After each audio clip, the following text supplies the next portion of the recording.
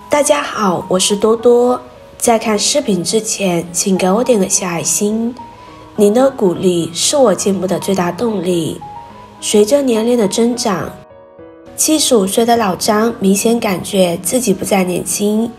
一到冬天，老张每次洗澡总是瑟瑟发抖地走出浴室。前不久，好长一段时间没有洗澡的老张，明显感觉自己身上有一股子臭味。于是老张决定脱光衣服彻底洗一次澡。然而当老张进入浴室10几分钟，他便发生了意外。老张躺在浴室的地面上，胸痛不已。幸好此时从医院刚下班的儿子发现了，立即给老张进行心肺复苏。随后老张被送往医院进一步抢救。由于抢救及时，老张也捡回了一条命。事后老张想了很久，为什么年纪大了就是洗个澡也会出现致命的危害呢？老年人洗澡也会突然死亡，4个原因要心中有数。近年来洗澡过程中突然死亡的人数有所增加，尤其是老年人约占80%。一般来说，老年洗澡发生意外的原因多种多样。总体来说，老年人应该注意以下几个主要原因。其一，温差变化。首先，老年人暴露在寒冷的环境之下，很容易使得血压突然升高，并增加脑出血和突然死亡的风险。然后通过温水浴降低血压，会导致大脑、心脏和消化道等重要器官和血流量减少，增加发生脑梗塞和心肌梗塞的风险。其二，物理作用。与洗澡相关的物理作用包括温热作用和静水压作用。一般来说，老年人泡在浴缸里，末梢血管会受热膨胀，血流被大脑和心脏重新分配到末梢血管。另一方面，静水压作用与身体会增加静脉回流，增加血压和心输出量，来自这些器官的血流重新分配，会导致老年人出现缺血症状。其三，洗澡时间过长。天气寒冷的时候，老年人都喜欢在浴室里待很久。一般来说，洗澡的时间不应超过半小时。长时间洗澡容易造成皮肤脱水的情况，加上浴室的空气不流通，很容易出现缺氧导致的头晕、乏力、胸闷等症状。此外，随着洗澡时间的增加，血压的变化也很明显。在更衣室的低室温情况下，洗澡前已经发生血压上升，在高温下沐浴后，血压会进一步上升，后来血压开始下降。洗完澡大约4到5分钟后，收缩压比洗澡前下降51.3%。有些时候，老年的血压会随着从浴缸出来时的立位动作而进一步下降。实际上，老年在洗澡时，血压的下降也受热水温度的影响，而血管受到长时间的刺激，也很容易造成心脑血管疾病。其次，血压波动，尤其是本身具有动脉硬化、高血压、糖尿病的老人，很可能会诱发脑梗塞、急性心肌梗塞。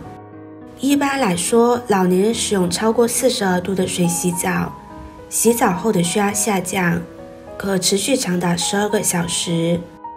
由于血压下降时间长，因此不仅在洗澡时还是在洗澡后，引起脑梗塞和心肌梗塞的并发症的可能性会更高。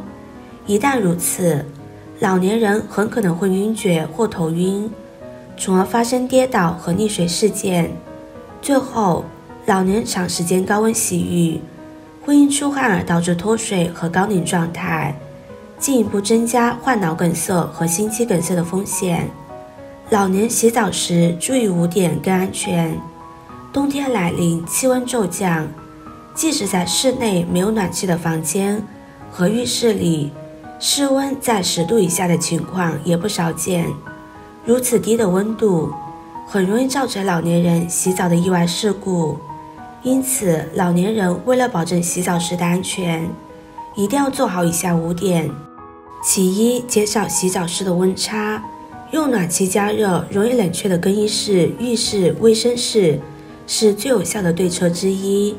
另外，窗户周围的热量容易散失，所以设置内窗等隔热改造也很有效果。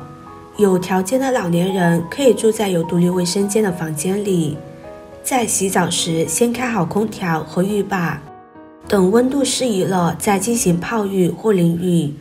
不过需要注意的是，如果老年人用泡浴，浴缸最好选择较浅的，水位也低一点，以半身浴为宜。其二，水温不宜过高，如前所述，高温下洗浴会导致老年人的血压出现急剧波动，因此老年人不管是淋浴还是泡浴，水温不应该超过42度，建议在微温39到41度之间。如果水温过高，很容易造成皮肤里的血管过度扩张，这样身体内的血液就会大量的流向皮肤，而心脏和大脑就很容易缺血缺氧，这样容易引起胸闷头晕。尤其对于本身就有心脑血管疾病的老年人来说，更高的水温加速血液循环的同时，还会引起血压升高，心率加快，从而加重心脑血管的负担，容易引发意外。因此洗澡时一定不要把水温调太高。而且很多老年人洗澡喜欢洗得认真仔细，面面俱到，而且也很享受洗澡的过程，尤其是用盆浴泡澡，感觉很舒服，可以赶走一天的疲劳。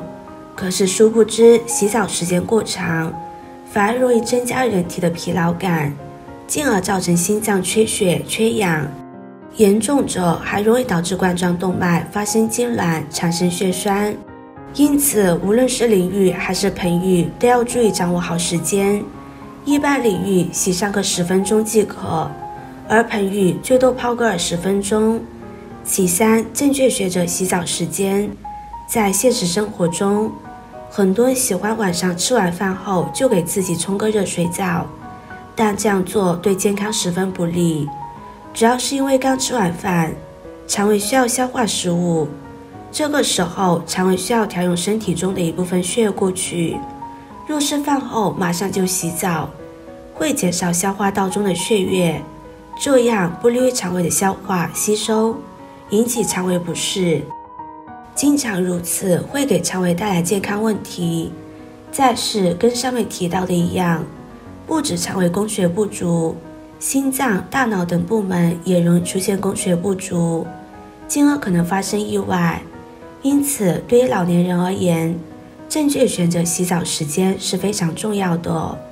一般建议老年人在白天体温升高、血压稳定的下午4到7点洗澡，而且一定要避免饮酒。饭后洗澡更为主要的是，洗澡时不要突然站起来，这样都可能导致血压下降。其次，洗澡过后补充水分。如前所述，老年人在高温下洗浴，如果时间过长，很容易会因为出汗过多而导致身体脱水。因此老年人在洗澡后一定要注意补充水分，以预防脱水或血液高粘的情况发生。其五，洗澡时告诉家人，在可能的情况下依靠家人的守护，前往公共浴室等方式也可以，保证自己洗澡的安全。因此老年人在洗澡时一定要让家人和周围的人陪伴，甚至随时保持说话的状态。对于独居老人来说，养成洗澡时拔掉浴缸插头的习惯，也可以有效的预防溺水。